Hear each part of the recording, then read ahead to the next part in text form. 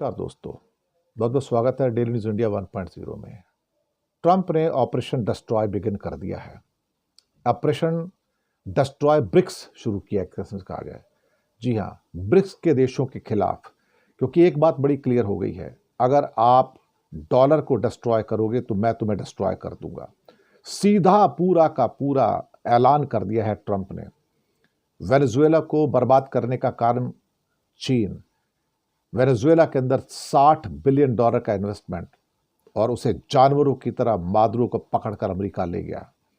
कोई लोग बुरा माने भला मानते भला माने, लेकिन उसने चीन को सबक सिखा दिया कि मैं तेरा प्रभुत्व अपने बैकयार्ड के अंदर स्वीकार नहीं करूंगा।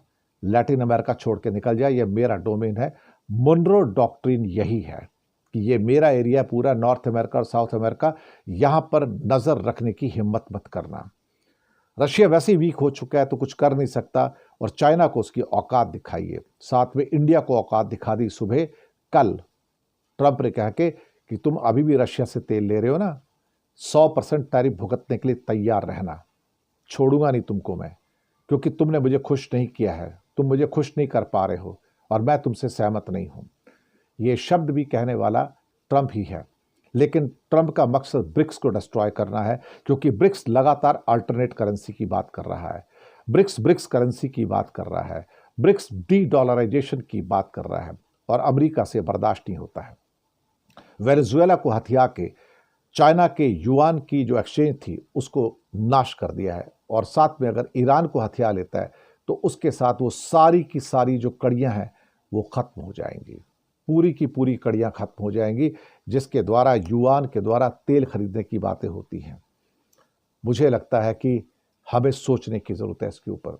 ईरान को ले लिया तो पूरा का पूरा जो सो कॉल्ड क्या कहते हैं कि फिर तो आप समझ के रख लीजिएगा कि पूरा का पूरा युआन का जो अस्तित्व है वो ही खत्म हो जाएगा। जी हाँ, युआन का अस्तित्व ही खत्म हो जाएगा अगर ईरान भी हाथ से निकल गया। तो युआन में आप क्या करोगे? मकसद सिर्फ ये है कि चाइना सबसे फोर फ्रंट पे है इस समय ब्रिक्स देशों में कि मुझे डी डॉलराइजेशन चाहिए, मुझे युआन को आगे बढ़ाना है और डॉलर को नष्ट करना है। लेकिन ट्रंप साहब ने कह दिया कि अगर तुम डॉलर को डिस्ट्रॉय करोगे तो मैं तुम्हें डिस्ट्रॉय कर दूंगा। जी हाँ, पूरा का पूरा मैं तुम्हें डिस्ट्रॉय कर दूंगा, और ये बात सही है।